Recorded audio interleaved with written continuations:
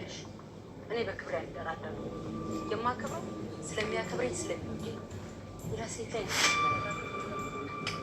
ነገሩ ቢያልቅ ምኑ ነው የሚያበቃው? ትዳሩ ነው። እስኪ አጨናቂት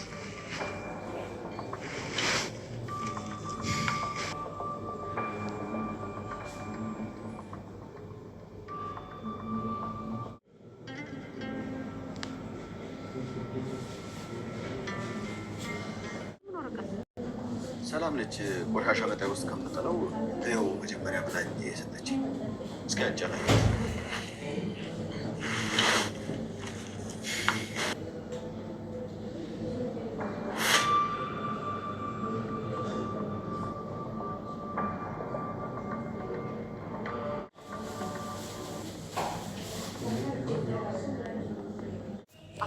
ጋሽ ደረጀ እኔን ከሌላ ሴት ቢወልደኝ አንቺ ምን ታደርጊ ነበር? አይ እንዲሁ ያከብረኝ ስለሚወደኝ ሌላ ሴት ላይ እንደሄደ ካረጋገጥኩ ግን ነገሩ ሁሉ ያልቃል። ምኑ ነው የሚያበቃው? ትዳሩ ነው። ልትፈታው ታደስ። እኔ ማርታ ኩሩ ነኝ። ከክብሬ በላይ ምንም ነገር አይበልጥም። እንዴ ግን በአጋጣሚ ቢሆንስ? ምኑ ነው በአጋጣሚ?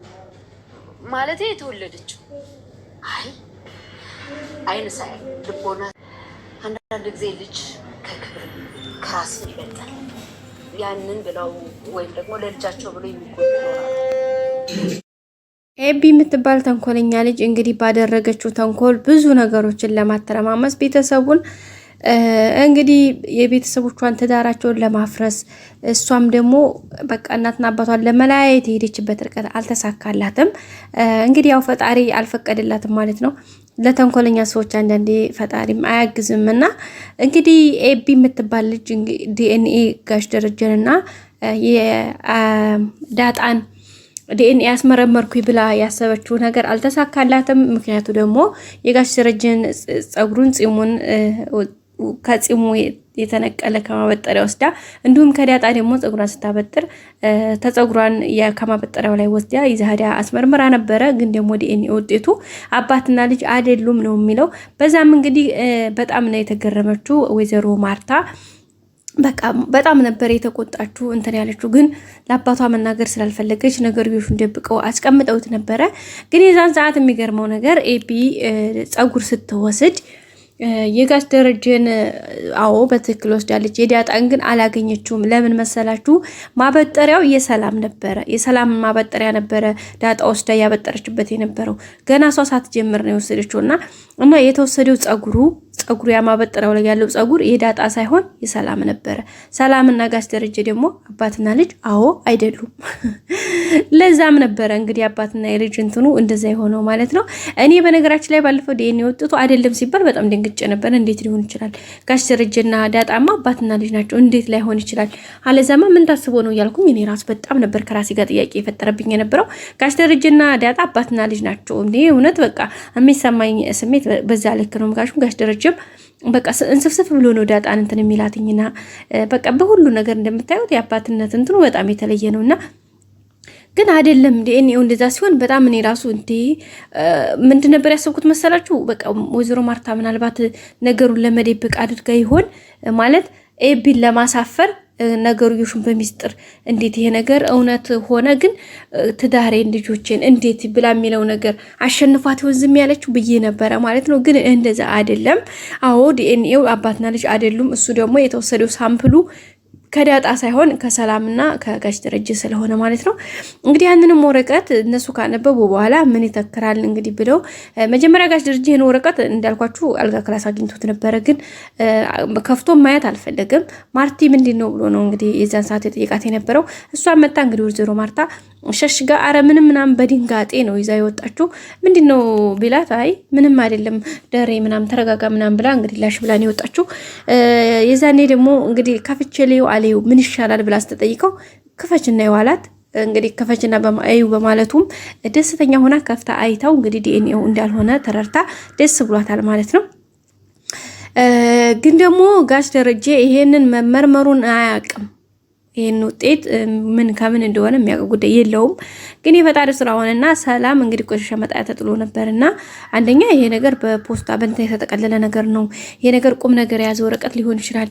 ዝም ብሎ ቆሻሻ የትኛው ቋንቋ ወደ የትኛው ቋንቋ መቀየር ለምን አልነግራቸውም ብላ እንግዲህ ከቆሻሻ ውስጥ አውጥታ አጋጣሚ ወደ ፎቅ እየሄደች እያለ ጋሽ ደረጀ ነው መንገድ ያገኘችውና ለጋሽ ደረጀ ሰጠችው። ጋሽ ይሄ እንግሊዘኛ ነው፣ አማርኛ ቢሆን እንኳን ያንብቤ እንትን ለው ነበረ። እንግሊዘኛ ስለሆነብኝ ምናልባት የሚጠቅም ነገር ወረቀቱ ከሆነ ብዬ ነው ብላ ሰጣው ነበረ። እሱ ደግሞ ጋሽ ደረጀ ዛን ሰዓት ላይ ዳጣ ከቤት ሄዳ ስለነበረ እሷን ሊያመጣ እየሄደ ስለነበረ ነው ማለት ነው። እሺ ብሎ ተቀብሎ በኋላ ነበዋል። አሁን እንኳን ለውጭ ወጣው ነው ብሎ ይዞ ወደ መኪና ውስጥ ነበር ያስቀመጠው። መኪና ውስጥ አስቀምጦ ዳጣን ከዛ ይዞ መጥቶ ከዳጣ ጋር እንግዲህ እንዴት ታደርጊያለሽ ብሎ ተቆጥቶ ምናምን ዳጣን በጣም ነው ደስ ያላት። በቃ በዚህ ሰዓት ልጅ ውጭ አታድርም ብለህ በመንጣት በጣም ነው የሌለ ነው ደስ ያለኝ። ይሄን ያክል ታስብልኛለህ፣ ይሄን ያክል ትቆረቆርልኛለህ ብላ በጣም ነው ደስ ያላት ማለት ነው። ጋሽ ደረጀም እንዴት ልጅ እኮ ነሽ አንቺን ከኤፒ ከውሃ ሌሎቹ እነሱን በቃ እናንተን ከጣጣት አይበላለጥም በቃ ስለዚህ ከነሱ ምንነት የማይሽ እየመሰለች ነው እንዴት ነው የምታስቢ ብሎ እንግዲህ እኔም ከጊዜ ወደ ጊዜ ቀናቶች እየሄዱ ግን በቃ አባዬ የእናቴን ነገር አሳውቀኝ እያለችው ነበር። የዘጋነውን ጥያቄ መልሰሽ የምታነሺው አንቺ ምናምን ብሎ ተቆጥቷታል። ከዛም እንግዲህ ተመካክረው ካሁን በኋላ ምንም አይነት ነገር ቢፈጠር ካልሆነ እንኳን ነገሩ የከፋ ነገር እንኳን ከሆነ ለኔ ንገሪኝ እንጂ ከቤት ወጥተሽ ወይም የሆነ እርምጃ እንድትወስጂ አልፈቅድልሽም። ካሁን በኋላ ግን የመጨረሻ ማስጠንቀቂያ ነው መሰጠሽ ብሎ ቤት ይዟት ሄዷል። ቤት የሚዘጋሄደ በኋላ እንግዲህ ዳጣንም ኤቢም አንድ ላይ አስገብቶ ምንድነው ችግራችሁ የሚያጣላችሁ ምንድነው ብሎ እንትን ብሎ ነበረ። ኤቢ እንግዲህ ያው ውሸቷንና የመቀባጠሯን እንትን ቀጥላበት እየቀበጣጠረች ብዙ ነገሮችን እያቃጠረች ነበረ። እንግዲህ ጋሽ ደረጀም ብሎ ነው ያዳመጣት። ዳጣ በነገራችን ላይ እሷ እንደዛ ስትል በቃ ስሜታዊ ሆና ነበረ።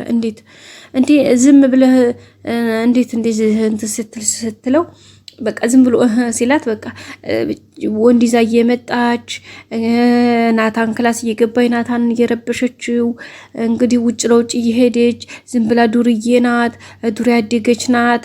ደግሞ ሲጀመር እሷንና እኔን እንዴት እኩል ታያለህ? በቃ የሌለ ቀባጠረችበት ሲላት አዎ ዱርዬ ናት፣ አዎ ውጭ አደረኝ ናት። ከዛ ቼክ ይዛ መታ ወንድ ይዛ እየመጣች ውሃንም ልታባልጋት ነው ምናምን ሌላ ሲላት በቃ ዳጣ በጣም ነበር ሲመታ የሆነችውና እንግዲህ ዳጣን ውጭ ብሎ ካስወጣ በኋላ እሷን በቃ ምንም ጥያቄ የለውም የመጨረሻም የመጀመሪያም አንቺ ብቻ ነሽ ጥፋተኛይቱ ብሎ እንግዲህ ጥፋቷ የሷ እንደሆነ አምና እንድትቀበል ነግሮ መክሮ ዘክሮ ሰዷታል ማለት ነው ጋሽ ደረጃ። ግን እሷ ያው ከጥፋቷ አትመለስም ጭራሽ ብላ የተረሳውን ዝም የተባለላትን በባለፈው የማየን ወርቅ ሰርቃ ምናምን አላለም ጭራሽ አላለችም። ከዛ ጋር ደረጀ ማለት ነው የውሸት ዲዳጉዲሶ በሚገርም ሁኔታ ጭራሽ ወርቅ ሰርቃ ብለሽ እኮ እስከዚህ ድረሰርሽ ካሉሽ አንቺ ሌላም ታያለሽ፣ ስለዚህ አርፈሽ ተቀመጭ ብሏታል ማለት ነው። ዳጣንም እያለቀሰች ነበረ እንግዲህ ውሃም አታልቅሽ እያለቻት ውሃ ያባበለቻት ነበር። ነጋሽ ደረጀ እያለቀሽ ነው አይደለ ነይ እንሂድ ብሎ ወደ ውጭ ሳት ሄዶ ነበረ። እኔ እኮ ብዬ ስለሰማኋት የና ያለቀሽው ስላት አዎ እንዴት እሷና ምንሃት እኔን ታዲያ እንደ ውሸታም ስሆንና እውነት እንደዛ ስትል አመንካት አመኛ ሳይሆን ልስባት ብዬ ነው። ስለዚህ እኔ አንቺ ምንም እንትን እንደማታደርጊ አውቃለሁኝ። ስለዚህ አብሽሪ ብሏት አይዞሽ ብሏታል ማለት ነው። ምንም እንዳይሰማሽ ብሎ አባብሏት ተመልሰዋል ማለት ነው። እንግዲህ ወረቀቱን እንግዲህ መኪና ውስጥ ነበር የተቀመጠው። ከዛ ነው እንግዲህ ውሃ ይዛ የመጣችው። ውሃ ከመኪና ላይ ወርደው ስለነበረ ቤት ከገቡ በኋላ ዳጣና ጋሽ ደረጀም ወይዘሮ ማርታም ውሃም ባሉበት ወረቀቱን እንግዲህ የምን ወረቀት ነው ስትለው ሰላም ናት ከቆሻሻ ማጠቢያ አንስታ ሰጣኝ ሳላነበው ትናንትና ቢዚውኝ ወጣሁኝ ዛሬም ስራ ሁዬ አሁን እኮ ውሃ እጇ ላይ ሳይሆን አንቺማ እንደውም የተቀደደ ነገር ሳይሆን አይቀርም እንዲጋሙ እንዳይቀደድ ብሎ ተቀብሎ ወረቀቱን ሲከፍተው እንግዲህ የዲኤንኤ ነው። ወይዘሮ እንትና ማርታ እንግዲህ በጣም ነው የደነገጠችው። በጣም ከሚባለው በላይ ነው የደነገጠችው። እውነት ምክንያቱም ደብቃለች በሷ ቤት አሁን ምንም የሚታወቅ ነገር የለም። ግን አሁን ጋሽ ደረጀ ነገር ሲሰማ በጣም ብዙ አይነት ጥያቄዎች ይነሳሉ። ማን ይሄን ያደረገው? እሱ ራሱ በጣም ይደነግጣል። ለምን ዲኤንኤው አይደለም የሚል ነገር ሲሆን በቃ አሳችቷል። ለሱ ራሱ በጣም ሌላ ስብራት ነው። እንግዲህ ሌላ ዳጣ በእንትን ላይ በችግራችን እየተደረባበት ይገኛል። በቀጣይ ክፍል እንገናኝ። ሰላም ቆዩልን በያላችሁበት።